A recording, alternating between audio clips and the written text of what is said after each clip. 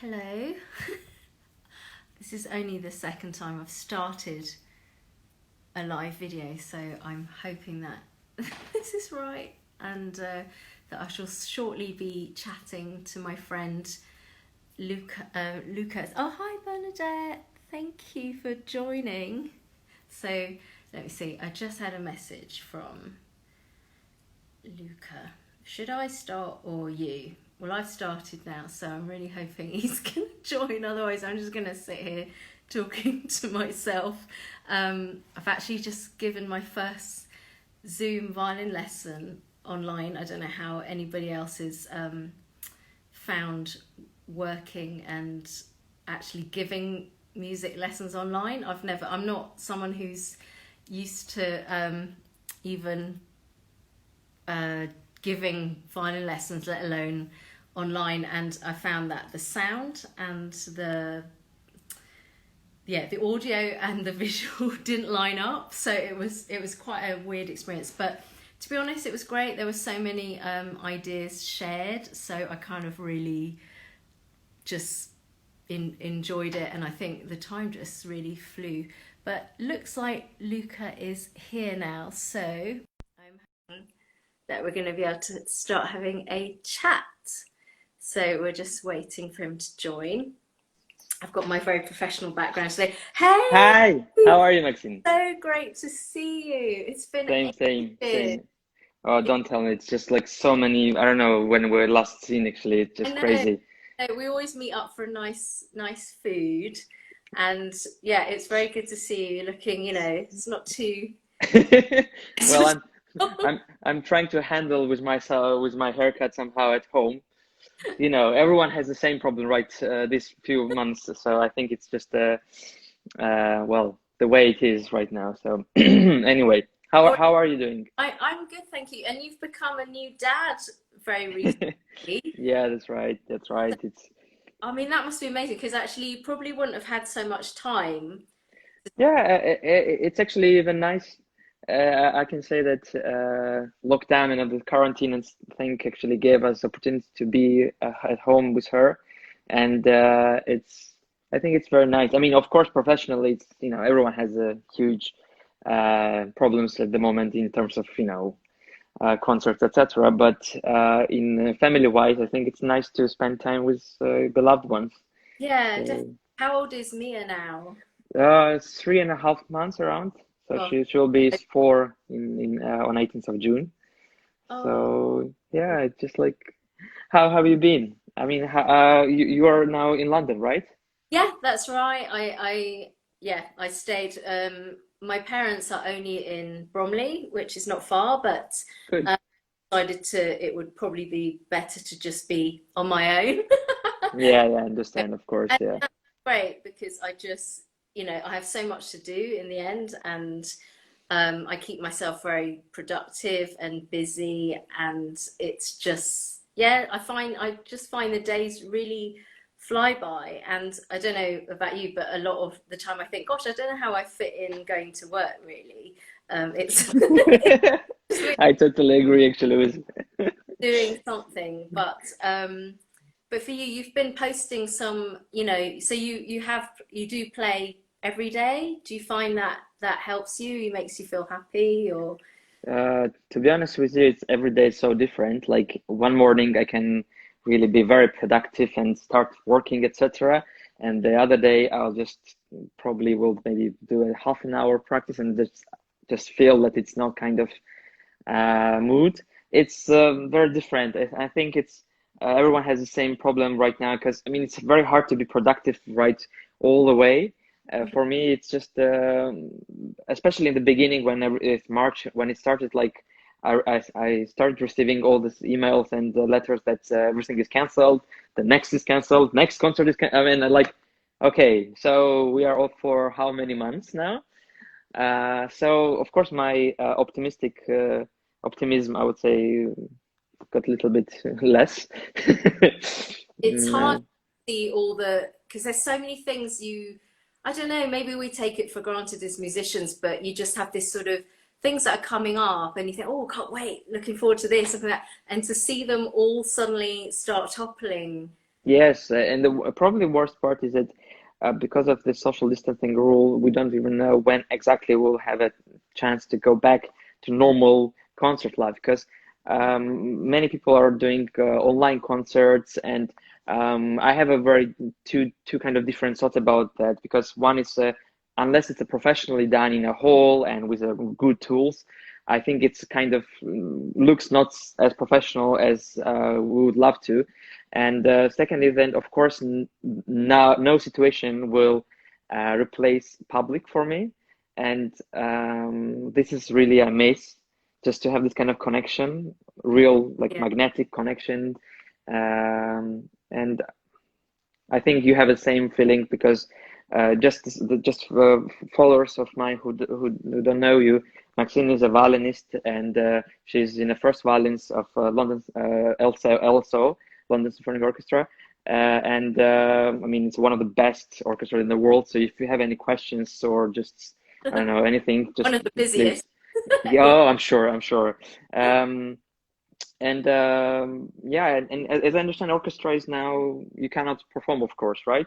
So I feel the same way as you about the whole um, missing the performance aspect and the audience aspect because um, certainly for me, it's definitely not about me being a violinist because I do play a bit every day, and like you, I some days it might be 10 minutes, some days it might be more than an hour. It depends very much how I'm feeling yes, yes, emotionally. But what I miss is the collaborative aspect of music and performing to someone. So even if I'm playing alone, it's not a case of me going, oh, my violin playing is just so amazing. You know, I'm so much enjoying what I'm doing. I'm doing it because if I don't play, I'm worried about, you know, it's still yes, yes, exactly. sport. You have to keep your muscles warm. But I really miss the whole engagement of music, which is which you just cannot recreate over. Yes, You know, yes, people have done their best, and I'm all for people wanting to share their music in some way. But for me, it's not until I can be in a hall and play, and there's people watching, and that element of silence that you get from an audience that is a listening oh silence. yes, yes, It's just unfortunately, yeah, it's really hit our kind of our lives very, very, very much. and it's so actually weird to see there are some concerts now without public.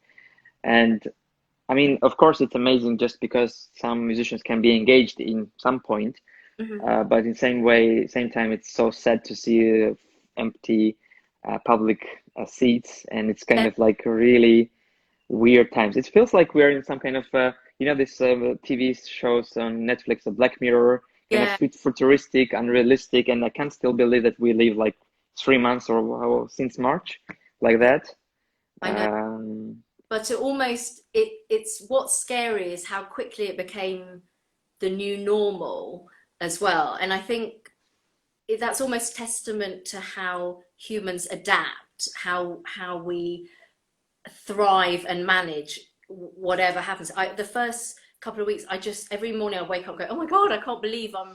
You know, you'd still be thinking, dreaming in a way that you're off to a rehearsal or you're about to play, oh yeah, and yeah, yeah. suddenly, you know, and now it's just, you know, I wake up.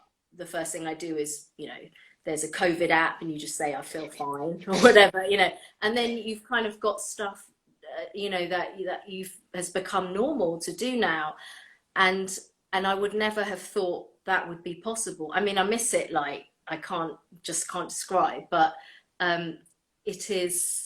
Yeah, I don't think, you know, when we stopped playing, for example, in March, I just thought, okay, we had this idea that we'd be playing again in May. This was very much like, oh, okay, we'll stop for a few weeks. You know, we're back in Yeah, May. yeah, yeah, Now we're into June, and it is hard to see where we go from here. And yeah. I guess, like me, you probably watch to see what other countries, how they're managing their distancing, how they're able to put, you know, an audience in Yes, yes. every other row. Um, but at least you can still enjoy your own music at home in a Yeah, way. it's at some point you can enjoy, of course, at home, but I think since we have this kind of experience of living to share music with public, it's like so different because, um, even they manage this thing with a few rows. Yeah, I mean, so many venues will not open until probably, I don't know, winter time or maybe even later because I'm trying to follow different countries, what's happening. And starting from, I don't know, Met in States, they said they won't open until like Christmas period. And the South Bank, I think they said this kind of news as well that they're not opening yet, and I think it's going to be probably in winter time as well. I mean, it's a huge hit to industry as well, not just psychologically, Mhm. but financially. I think it's just all the big companies will probably make a huge cuts for donations to art in general, and concert halls if they're closed and if they're forced to make this social distancing, it means that revenue will be like minimum and probably won't even cover the costs of productions. And Yeah. I mean, music in general is not such a luxury in terms of it doesn't have so much money like sport or something. And now it's going to be even worse. I mean, it's going to be probably even harder to get sponsorship and etc. So Yeah, yeah, because well, I mean, none of us get into this sort of the classical music profession to sort of make money because there is a sort of not a massive amount of oh money yeah, yeah, of to course, be yeah, made. Obviously, the ones who are, there are people who obviously make a great deal of money, but obviously, even if an orchestra puts on a concert, most of the time, it's non-profitable at the end of the day. The sort of the amount of people, yes, yes, you sure. come to the LSO for probably five quid if you're a student. Top price tickets are, we're not talking sporting events or Oh football. yeah, yeah, sure. And how do you feel about the whole? I know there's a lot of debate now with, obviously in the last 2 months we've had to offer a lot of arts things online, and they all, for free because we realize how much art is needed in people's lives, really. But is there a good way of monetizing it, or is it now becoming to a dangerous territory where people are so used to getting free stuff, of getting a almost like a free concert or a theatre Yes, yes. experience, and then how does that translate when things start to kind of creep back? To be honest, I was always against, unless it's a charity concert, which is totally different. Mm, I was always against a lot of my colleagues doing free concert, just totally free concert, because it's devaluating the professional kind of, profession itself from the mm, beginning. Because in general, musicians are not rich, and you know how we all live. I mean, it's kind of barely we can survive, especially in some cities like London, New York, and then the bigger ones. And nowadays, when actually being at home, everyone straight away ran to the art, like movies, music, whatever it is, it's still kind of form of art. mm. People realize that it's very hard to survive in this kind of situation, especially without art. However, what I see that still governments and etc. who are actually responsible to support, not everywhere are doing it. I mean, now more than ever, people should understand that art should be supported. I mean, it's impossible to live without art, and doing free is a good thing on some point. Maybe it's like some periodic maybe, but I'm not sure it's a good idea to make it in normal. That's everything is for free because no one is doing for free anything. I mean, nowadays you can't find anything. You have to eat, you have to pay for rent and bill, and maybe it's kind of sounds like more practical, but I mean, anyone anyone has to have this kind of opportunity to live on profession, right? Yeah, Otherwise, it becomes like a hobby. We have to earn money somewhere else and then make a hobby, which is kind of not true. We have to do full time this. yeah. No, Um, I totally agree with you because there's always been that element of, oh, musicians will do it for the love of things, or there's that sort of meme that goes around where, you'll get great exposure from doing this gig for nothing, and so and somebody's like, oh great, because my rent is 800 exposures, kind of thing. It's that sort of idea that, just because you're a musician, you'd be happy to just kind of do it for nothing. And in essence, when you think about how much money has ever gone into your amount of training, and even in the tools that are necessary to just do your job to the basic minimum, whether that's buying a piano and its upkeep, which is even, Oh yeah. that I'm still playing the violin, and that still means, at some point I'll have to take, luckily I just had it kind of like, well, I call it MOT, a kind of MOT on my violin. Mm-hmm. I'll still, I'm playing every day, so that still means I'm wearing down bow hair, strings, which all need to be replaced. No, of course. So it is a difficult thing, because of course, I think at the beginning, back in March and beginning of April, everyone was very concerned about, oh, we must, be able to share, we have to get our names out there, we mustn't be forgotten. But then the general public just sort of expects to have all this content for free, and in a way, if we're not sort of getting anything back from it, it's very hard, because of course musicians still need to live, and it has really shown how much people need art and culture by the amount of people that are going to the websites, watching ballets, opera, theatre, going and seeing museum absolutely. online. And of course it's terrible that they're not funded like they are in other countries. It just probably we have this problem that difference between, like, let's say sport or even pop music is it's a huge amount of people, and a huge companies like ad companies can invest money to this kind of sections of art, let's say, but in classical music we have probably less opportunities to give ads, etc., and we are more academic, and which is, I find, it's absolutely normal. But again, probably depending on country, it should be some kind of governmental or special programs where, like here, when you go to NHS, it's free, but it's funded because you're paying a lot of taxes when you work, right? So it's not kind of free. It kind of seems like free, but it's not exactly free. And if it was like with arts, and it was funded on some kind of ways from maybe ads or whatever it is, then it's a different story. But when you have to do, when, like, I don't know, university costs like from 10,000 to 25,000 pounds per year, and then you're going and someone saying, oh, could you play a concert for 100 pounds?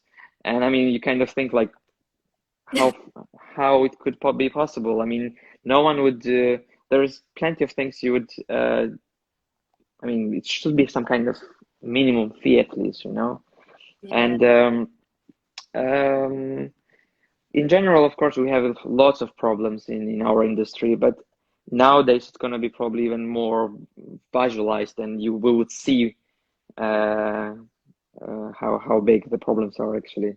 Yeah, I think you're right, because especially because classical music has always had that idea that it's only for a small portion of of the general public are only interested in. And traditionally it's people are like, oh, very middle class, upper class classical music, it's only for posh people, middle class people who can afford it. And I've always found that sort of, of course learning an instrument to become a professional is horrendously expensive thing that do, and for a lot of people prohibitively so, or people who have parents who basically had to sort of go without a lot of things to help achieve something which is almost a vocational more than deciding I'm going to do this as a job. And I wish that it was more, it was reflecting, I just think now, if you look at the numbers of people who are interested in the arts, the amount of people have sort of said, oh God, I really miss the live music experience, or I really miss this and I miss that. And you think, gosh, if only, you know, governments would kind of realize that it is important to people to have that in their lives. And you know, and it's cheaper to go to a classical concert than most Oh sporting yeah. events, you know, season tickets to this and that. Exactly, I totally agree. I mean, it has some kind of bias that classical music is very expensive to go, and to be Mm, honest, it's irritating because I don't know. We were trying to get a few years ago on rugby, some it was World Cup or something, and just I mean, it was we couldn't get because first of all it was super expensive, and then they were gone in 5 seconds or something like that, you know. yeah. So demand was really high, but in terms of classical music, probably it starts from schools and education, and as well government and media, especially nowadays. Because you know we watch all, let's say, TV and social media, but how often you would see a concert if it's not a specialized TV channel, let's say? How often you would see a concert? I mean, okay, you have BBC Proms, which is part of BBC, so it's kind of goes there. But I mean, not talking about UK. I'm talking about like in general.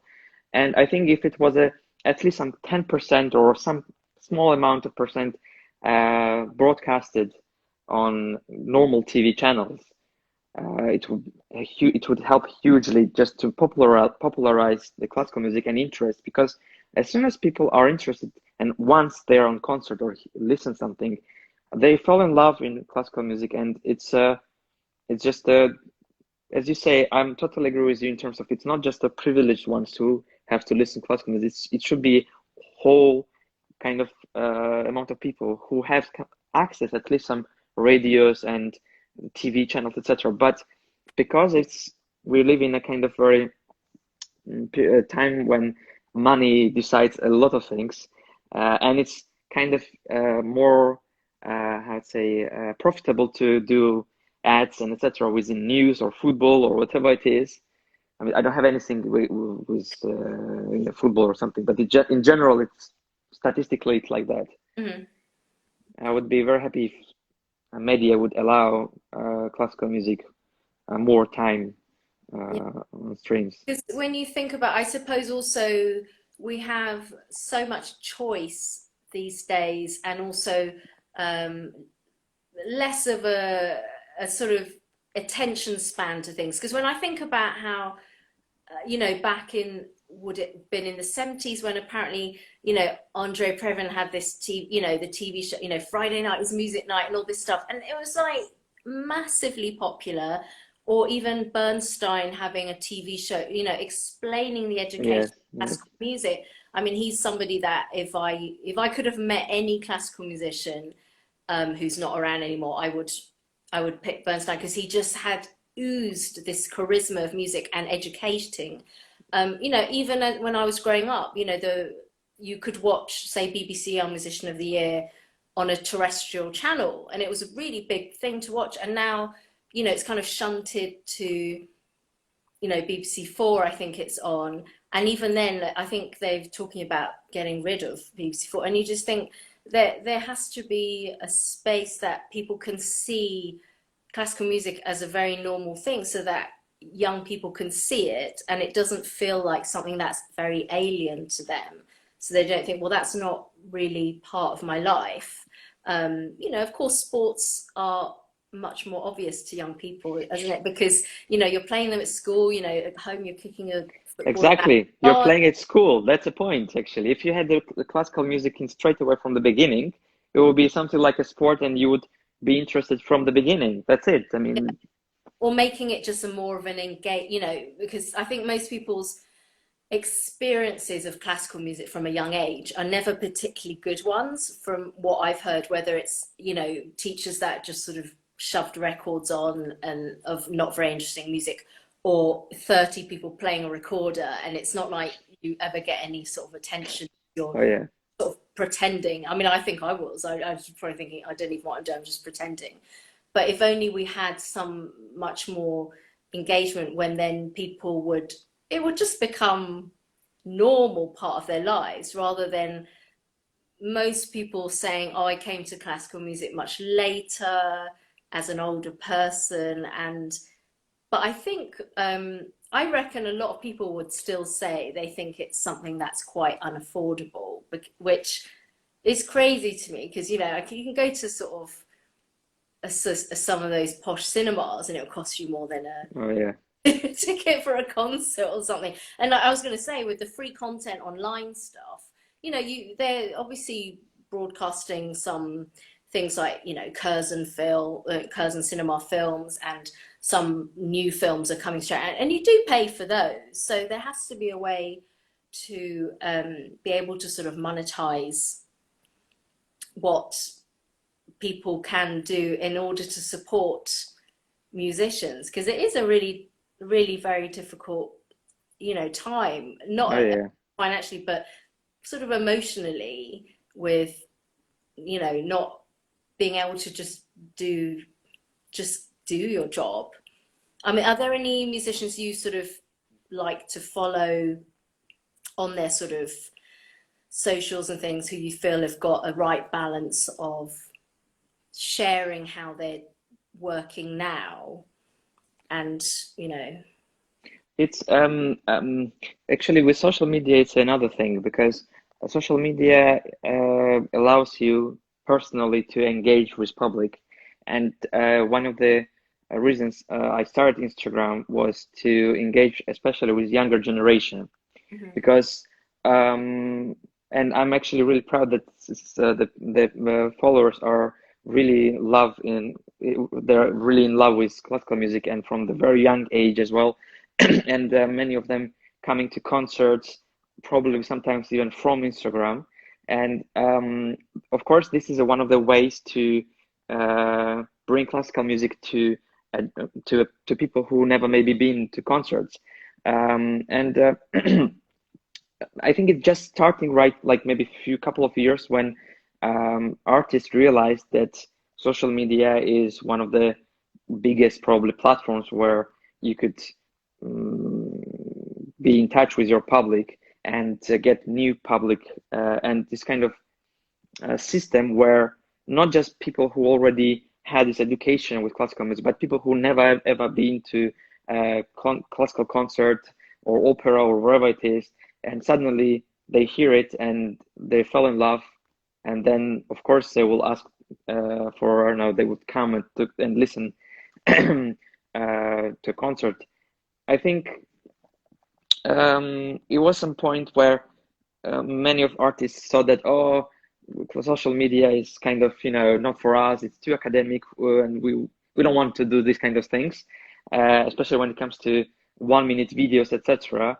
Because it's, some would say, oh, it's not serious to make small videos, and you know, some people feel it's not there, but um, I think that I've seen this huge difference between uh, people who are involved in social media and people who are not involved, and they have different public as well.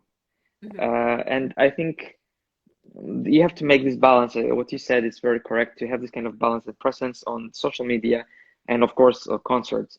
But what happened right now, in March, everything was stopped, and suddenly everyone realized that social media is the only platform Yeah. musicians have, and everyone ran away to social media, and it's overwhelmed right now. If you follow, there's lots of things you can watch, and even live streams, etc. And of course, it's cool because it means that a lot of people who use Instagram, which are very young people as well, would see more posts of classical music, and probably it would um, awake interest uh, to classical music when everything goes back to normal.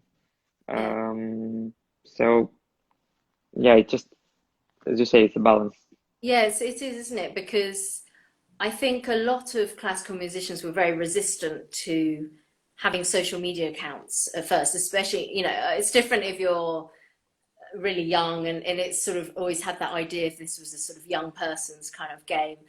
But I think I like it through the engagement between then public and you, in that obviously I'm speaking from the point of view of being part of an organization. Even for you, you know, people would see you go out on stage, play your Hmm. concert, take a bow. You know, if they're lucky, maybe you do some kind of signing or CD signing, and that's kind of their experience of that's Luka Okros. You know, yeah, he's sort of there, and but now there's this idea that they can have this little window into your life, and maybe a picture of you just practicing at home.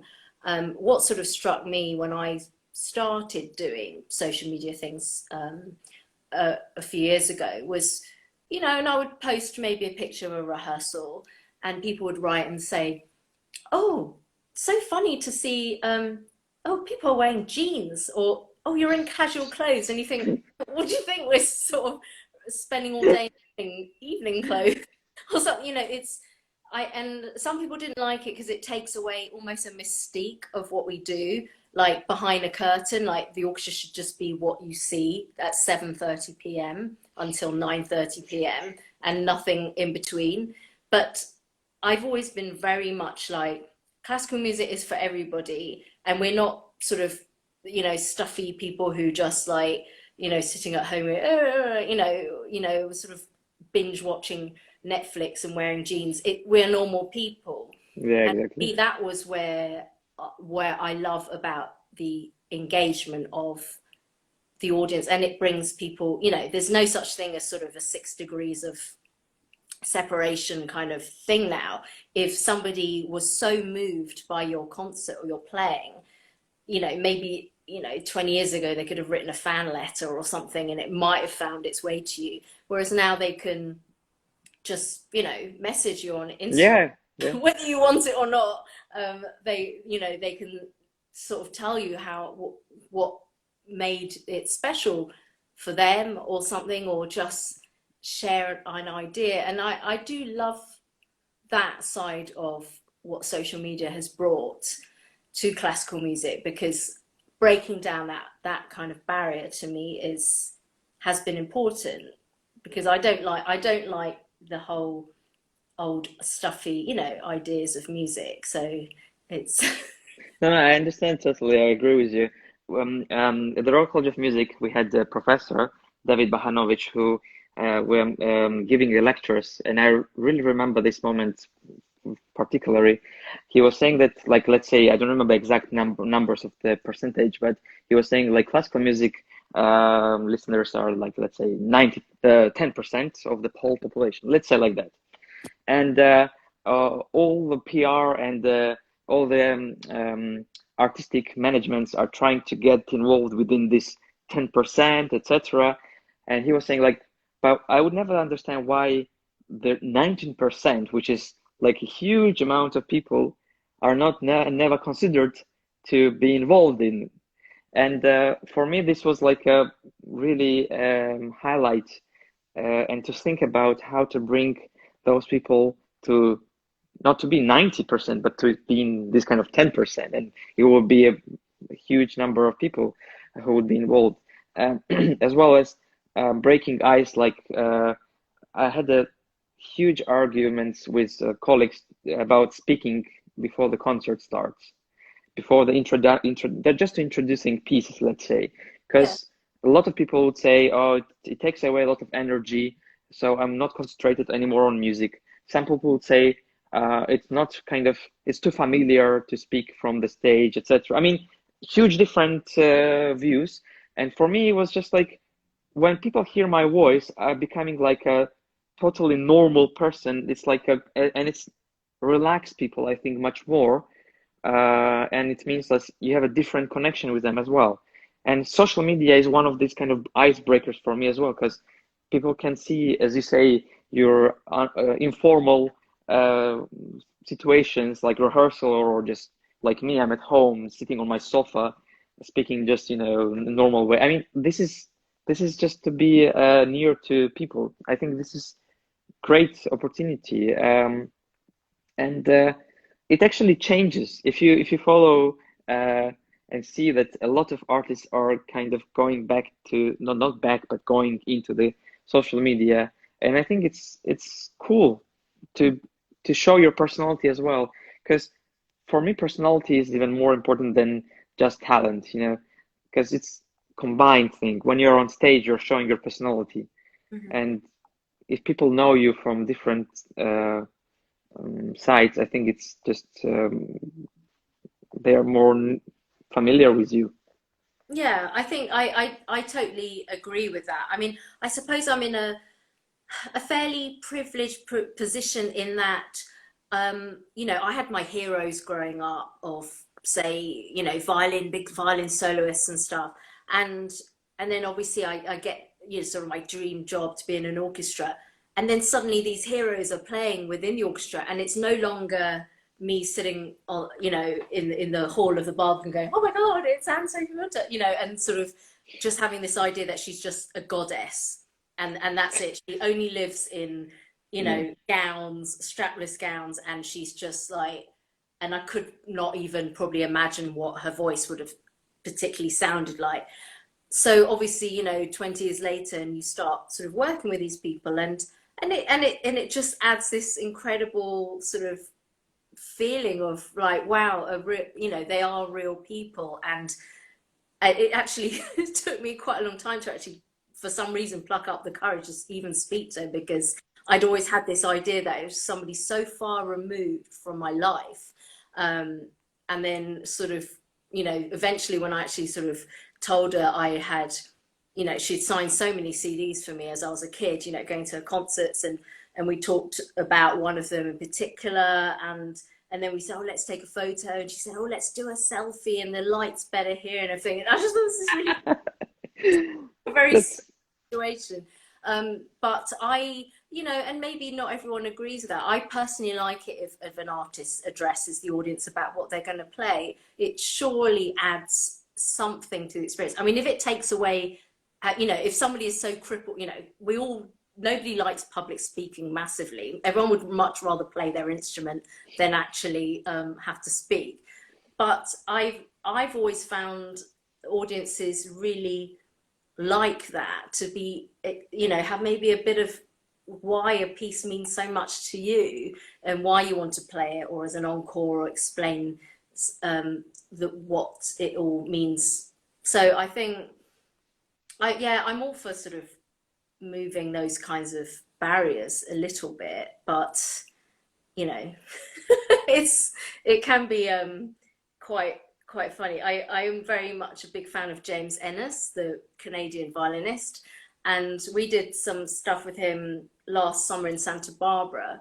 And he came up to me and he said, I have to say hello to you. And I was like, oh my God. And he was like, oh, my kids saw your Instagram and said, oh, she's the lady who looks like, he said, have you ever seen the Lego movie? And I said, I haven't, but I know kind of how it looks. And he said, they think you're the character from the Lego movie, because there's one with,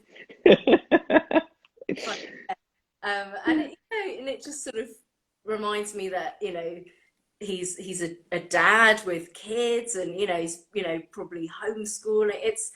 I think it's nice because the whole mystique of it. It's fine, you can create an amazing mystical atmosphere on stage with your, exactly.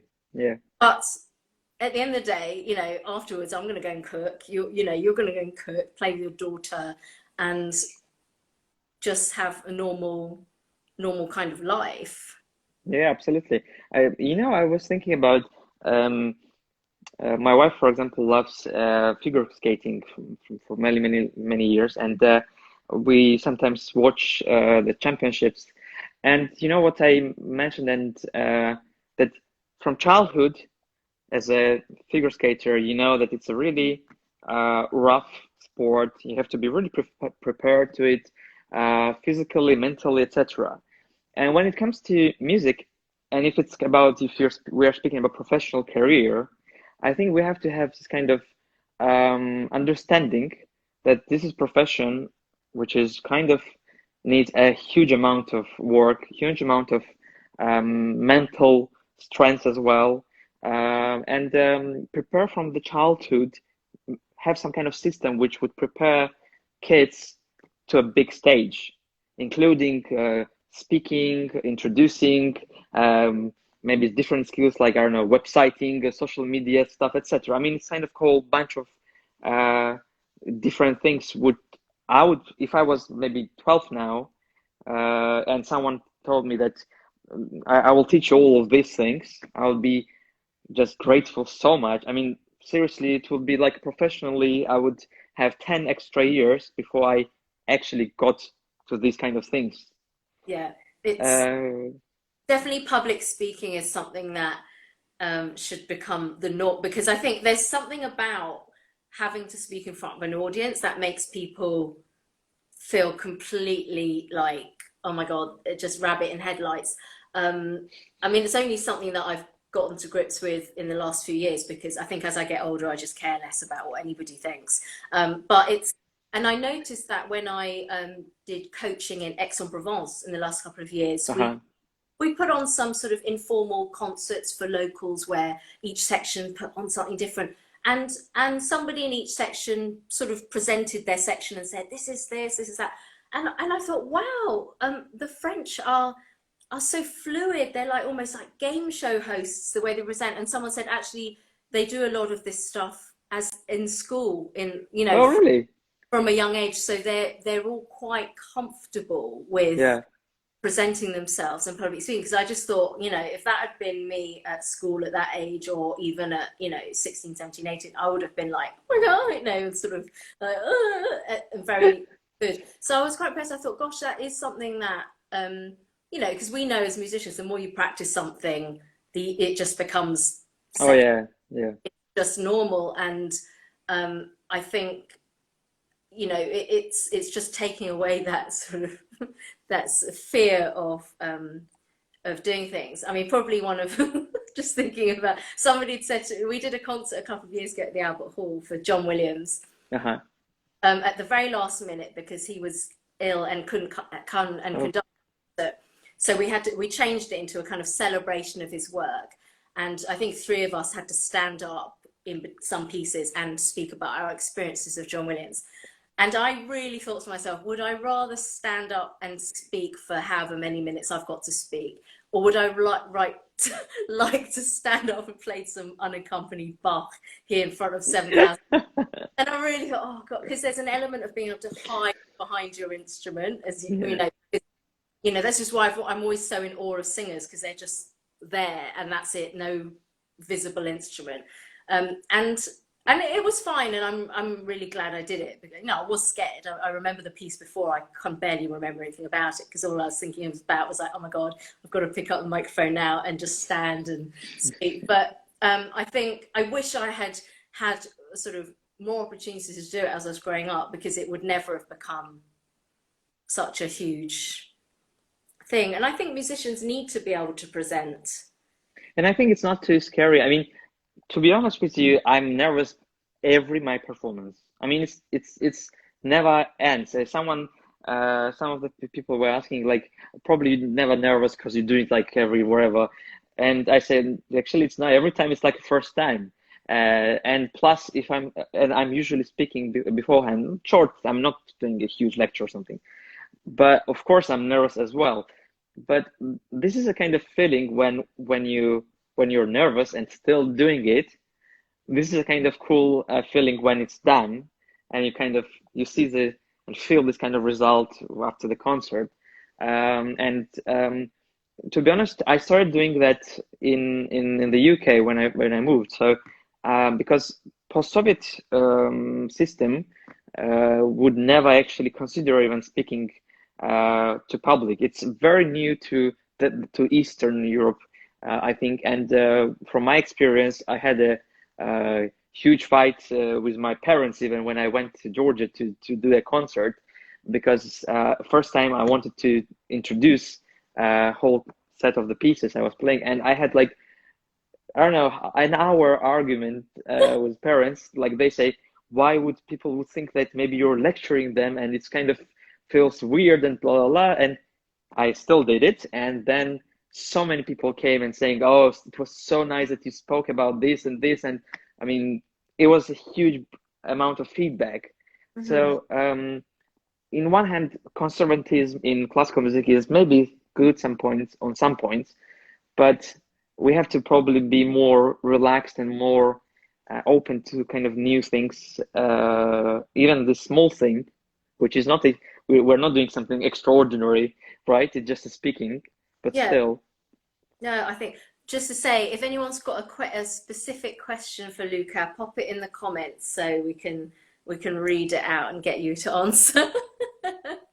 No, I think it's hitting the right note between being non-patronizing when you speak about music. I've always found that an audience will really appreciate your thoughts on even why you chose to play something, but as long as you never and ever talk down to an audience or behave in a way. But I think most of the people who want to speak, it comes from a genuine place of wanting people to feel more engaged, and it does help. I mean, even one time we played Metabol in a concert in Daytona Beach. So of course it Mhm. was like, okay, this could be quite tricky for an audience, and it was Tortelio was conducting, and he did a great speech about it before, and actually it really helped me. I was just like, actually, it makes like I'm really enjoying hearing about this, and that actually makes more sense to me. Anwar says, what helps you to control your nervousness when starting your performance? Hard question. To be honest, usually it's about I never eat before concert. This is like my definitely rule. I don't eat. But second thing is that if I'm alone, probably I'm trying to start playing as soon as I can, because the worst part is before you go to the stage. I mean, Yeah. this is the worst part, and I can like be as one of my friends described me, a lion in a cage when I'm walking around like crazy in the same room. Start, yeah. I totally understand. There's actually a YouTube video of myself and a colleague playing at LSO St. Luke's, and it was the first time they'd ever streamed a concert live, so we were a bit like guinea pigs. And I said to him, look, we're going to tune out outside, and when we walk in, just start. And he had to start. It was a Winiarski Uh-huh. tune. So I said, just walk on and start, because I want to just get in there and start so I know I can play. And we walked on, he was like faffing about, and cameras on me, and I'm just like, can you just start? Start. And you know that you want to start, and then you know you're going to be okay because you're just in it, you're doing it. But it's that moment before. I totally understand. What have been your weirdest, funniest moments on stage? That's from Baloo the Kid.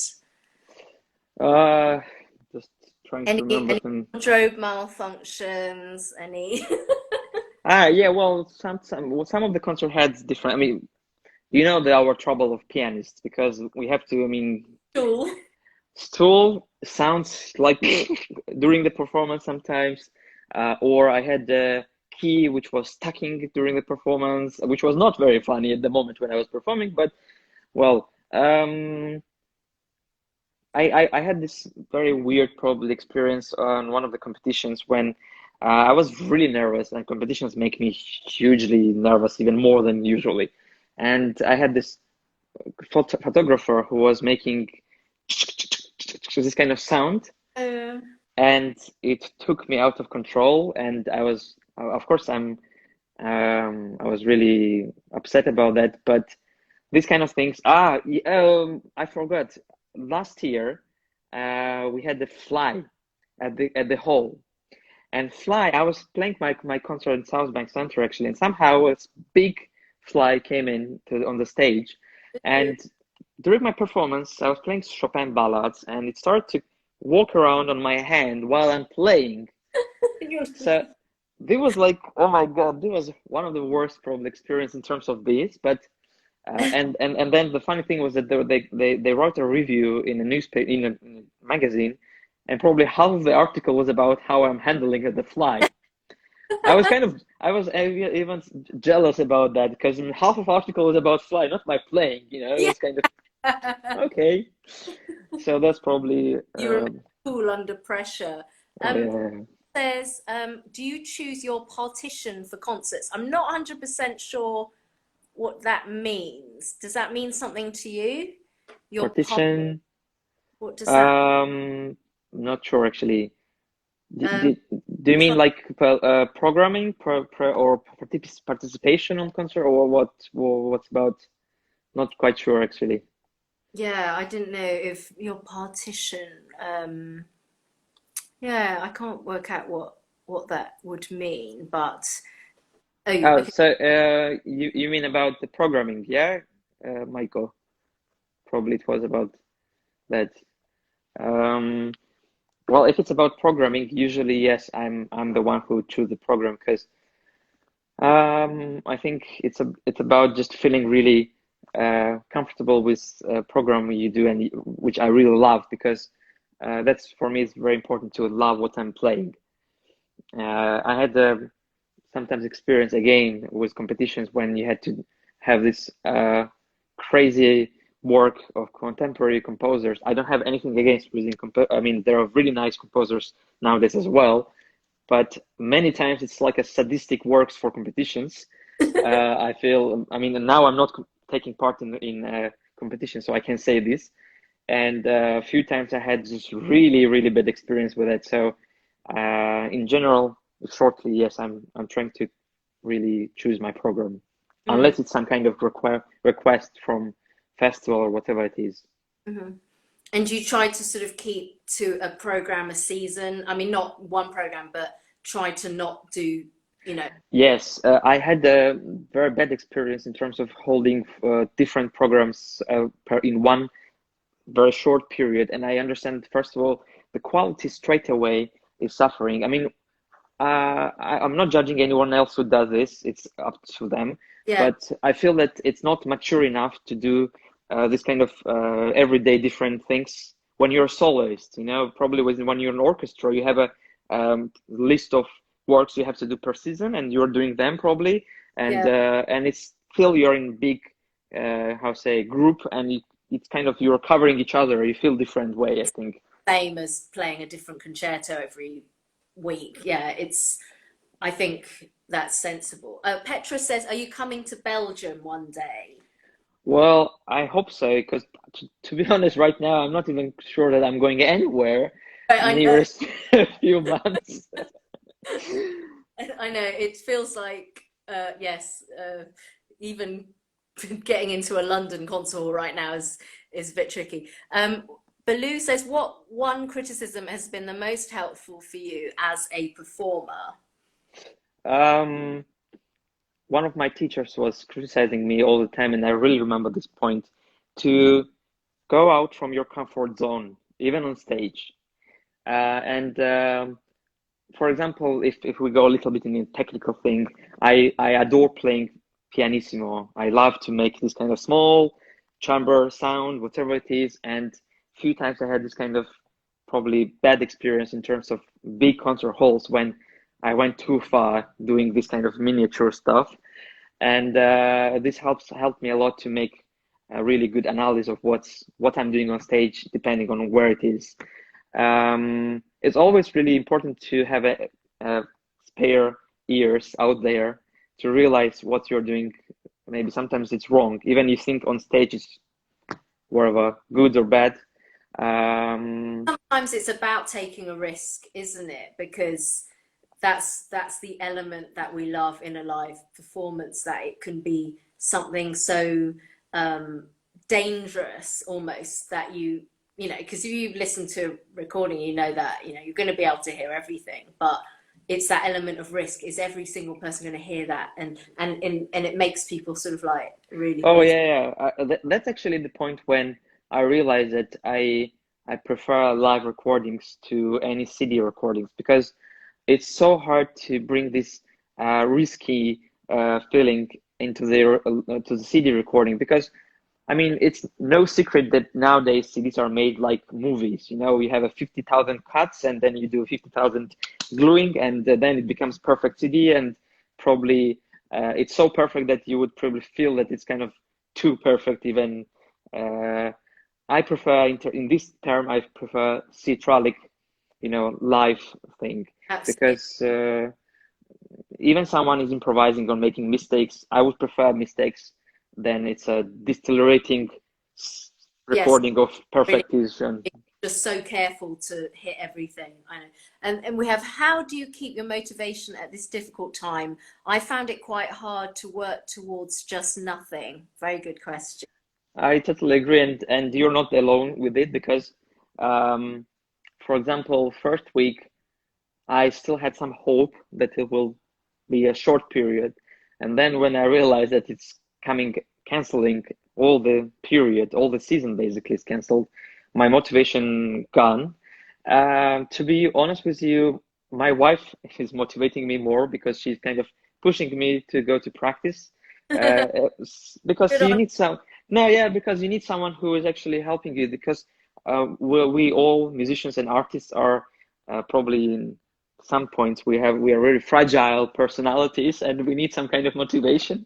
Absolutely. And it's very important to have someone who inspires, who motivates you, and it's just about missing music because even I had this period when I didn't practice like 3 4 days in a row. I realized I really started missing just to even playing something, you know. So um, probably advice I can give, just give it 2 3 days, just don't do anything with music, and you will see that you feel kind of you missing it and it will come back. Sometimes you need this kind of pause to realize what you're missing really. Yeah, that's true. I've never appreciated my job. I mean, I love my job, and I've never really ever felt that I was not happy in it ever. But I can certainly say, my God, I having not played in Yorkshire for what, 11 weeks now, I will go back to it with absolute renewed vigor. So Oh yeah, yeah, yeah. I think we've got like 3 minutes left. Are you? We'd probably love it if you did an Instagram live and you played for us. Is that something that you The ever thing is have? that I haven't prepared for that actually because No, but if um you like, I mean, at some point, would you like to oh do? yeah, yeah, maybe next time, yeah, we could do this. I mean, sure. I bet Balu the cat. I really couldn't help asking this. Do you follow Two Set Violin? I guess that's for me. Of course I do. And I went to see them live in London, and I queued up to have my photo taken with them like some fangirl. And I turned up and they went, "Oh, it's Maxine from the NSO," and I was like, "Oh my God, they know who I am." It was a very, very funny. I've got a lot of time for Brett and Eddie. They make me laugh so much. They've just Oh, with great skill they play, but yet their comedic timing is oh it's yeah, their videos now because the hair is really. I just why don't they just cut each other's hair? It's just kind of gone crazy. But yeah, I think we'd love it if you did a sort of if you announced you were going to do a little piano recital for sure, us. sure, sure. Usually I'm doing sometimes live streams, Yeah, and I'm doing like a live, a little playing and explaining things. Again, because it's a whole concert, it's really impossible to. Phone quality is really low, yeah, and it's a lot of people off, doesn't it? Yeah, it if you just having recorded myself on my phone, I can also go, I thought I was better than that actually, but it's just one of those things. Okay, any last piece of advice for anyone in the last 90 seconds or just thoughts on music? well, I would say that just listen more to music, just to think about how it works. And I mean, in general, I hope that music is awaking some different kind of emotions in you, and just be more kind, especially these days, because it's very weird times, and everyone is, because of lockdown as well, everyone is had so much anger, and everyone wants to bring out all these emotions out, but just make sure that you're really supportive to each other because everyone is in the same situation. Everyone needs this support, and I think just to be kind to each other. This is really, really important. Yeah, I think that's very, very well said. Well, I'm so glad we could have this chat, Same ways, same ways. Absolutely love to see you. and let's hope we can go for a meal some point soon. Oh, I'm so waiting for it. Looking forward to it. Sure, Yeah, I really swear. much for joining us today, and I'll see you soon. Take care. Take This care. is Love the thanks, family. Maxine. Take care. Bye. Bye.